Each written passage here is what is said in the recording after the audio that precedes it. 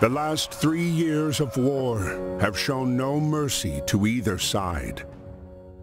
The bitter fighting continues across Europe over land, sea, and air, leaving behind mountains of casualties and many more broken souls.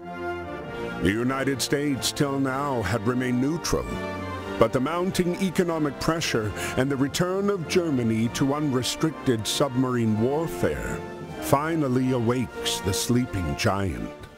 On April 6, 1917, the United States declares war on Germany. Within months of the declaration, the U.S. Army launched the first universal draft. And despite enduring segregation in their own country, over 360,000 African Americans enlist, eager to show their patriotism in hopes of returning home as heroes. James is one of these men.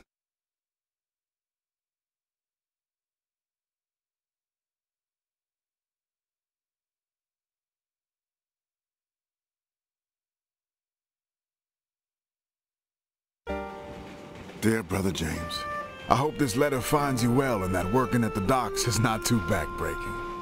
It's good to receive news from you and from home. Keeps my mind off of the war. We wallow in the trenches, in the mud among the rats and the dead bodies, afraid that if we stand tall, we might catch a bullet. But if you take anything from my letter, I want it to be this. Do whatever you can to stay away from this madness. You followed me everywhere when we were kids. But please, don't follow me here, James. There is nothing here but misery and death. Be safe and stay home. Freddie.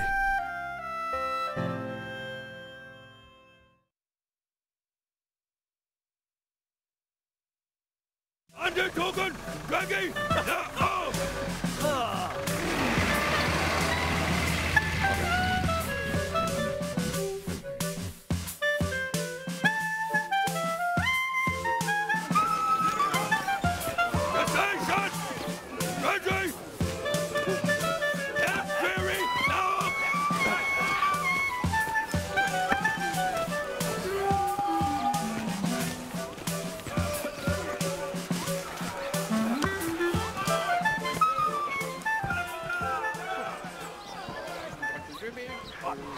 No!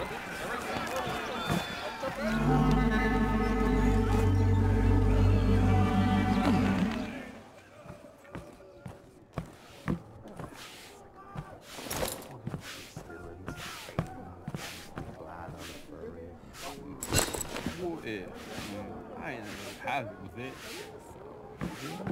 Up, up, up!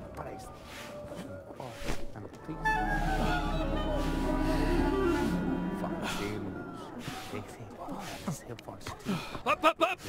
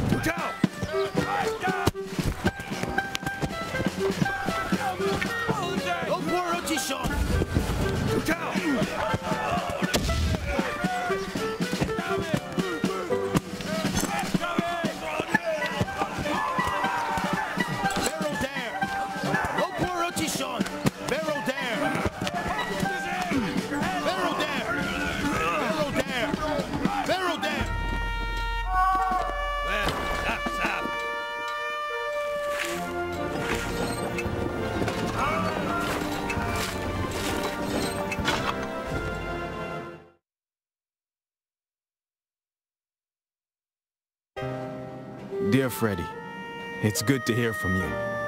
Sorry to disappoint, but it looks like I'm following you around again.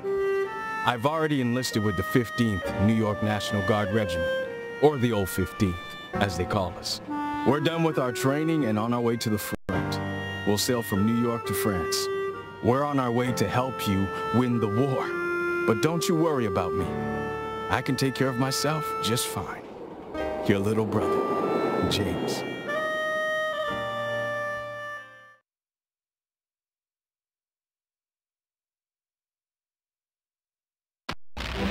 April 9th, 1917, Vimy Ridge.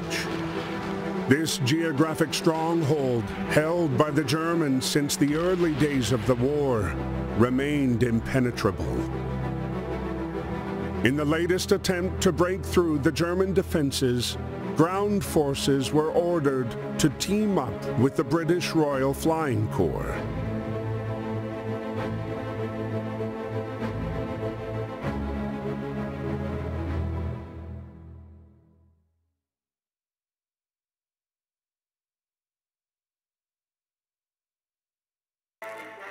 Before launching the attack, the soldiers were given a moment to write to their loved ones.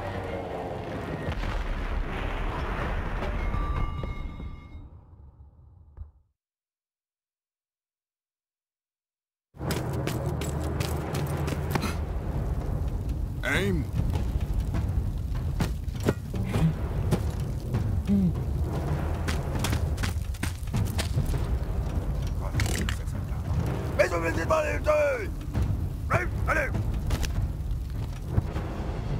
Interrupted by George's unconventional landing, Freddy soon learned that his unit was going to take part in the operation and be paired up with the peculiar British pilot, now grounded and without a plane to fly. 10 hot! Oh! Ready?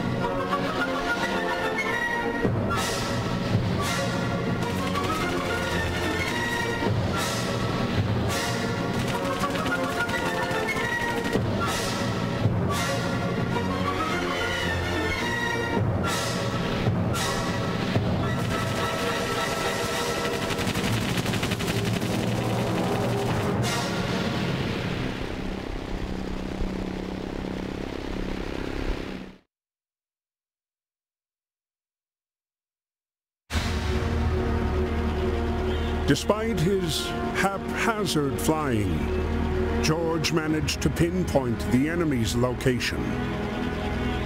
He relayed the information to Freddy, who then launched the strike on the enemy cannons. But despite the triumph of reclaiming Vimy Ridge after 3 long years, their victory was marred by the dead bodies strewn across the hillside.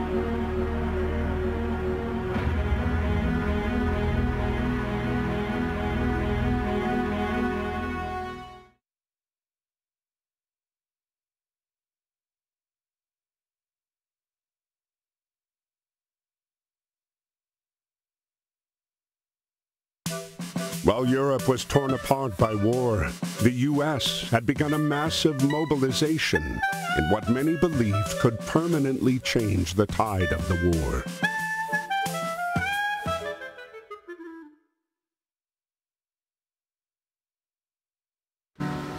Aboard the USS Pocahontas was a racially segregated unit, the Old 15th, made up almost entirely of African-American soldiers.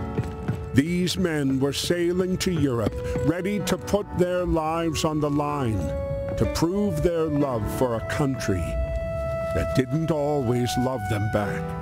Dear Freddy, we're on our way to France. This is our first night at sea.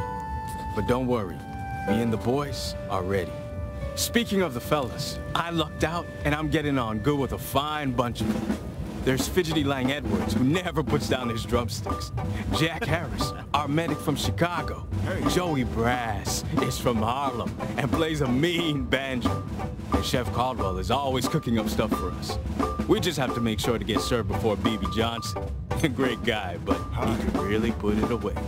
Well, I gotta go now. Practice is about to start and there's no jazz band without a clarinet. Stay safe. We'll see each other soon. Your brother, James.